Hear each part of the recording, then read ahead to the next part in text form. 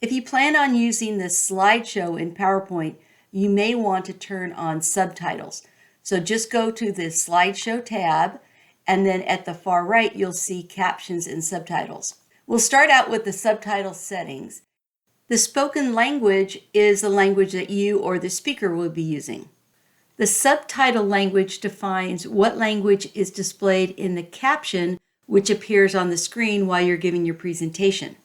And the microphone option lets you specify which microphone you're using.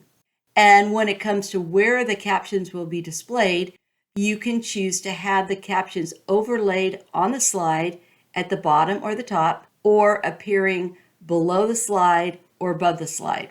And if you'd like to customize the look of your captions, click on More Settings windows. And finally, remember to check Always Use Subtitles if you want them to appear when you're giving your presentation.